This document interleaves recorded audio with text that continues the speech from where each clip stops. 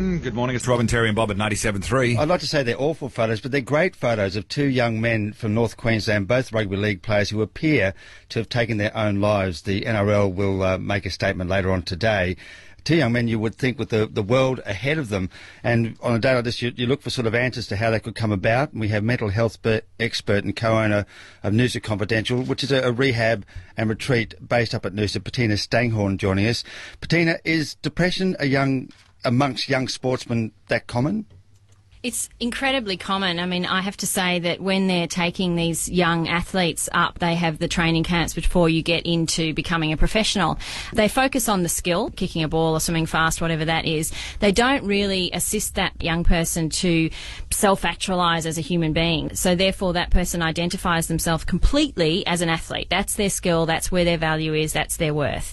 And if and when they hit the big time, it's very challenging for them to then navigate real life, relationships, failures, injuries, and you can imagine if I don't get to play and if I can't run fast and kick a ball, my value is less. I am worth less. Guys aren't great at talking about how they feel or that they can't deal with something. How many times have you heard a toddler be rewarded for not crying? Good, aren't you a big brave boy? You didn't even cry, as if that's a good thing. Male role modelling is still very much about being tough, harden up, mate. I mean, there's a lot of descriptions of not being a man, meaning behaving like a woman, as if that's a bad thing. Vulnerability is not encouraged. It takes a great amount of courage to show your vulnerability. It is a strength, not a weakness. And tolerance to criticism, is that an issue? Because you want to be positive, you want to be pumped all the time, so therefore you don't want to hear the negative thoughts? Sure. I mean, resilience is another one of those things that needs to be grown as a child, your ability to take on feedback.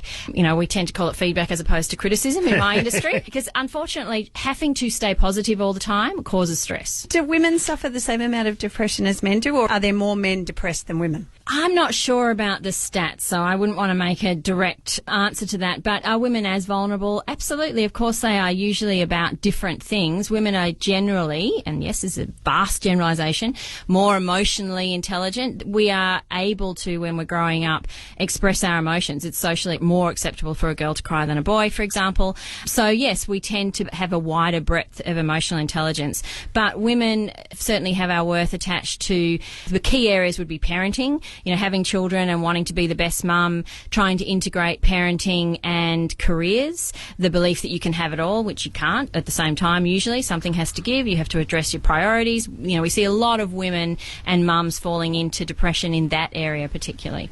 Okay. Thanks, Pettina. And obviously we don't know exactly what's happening with these young men, but the NRL will make a statement later on today. Thank you, Pettina Stanghon. And if you or anybody you know needs some help, you can call Lifeline. They are open 24 hours, 7 days a week. 13 11 14.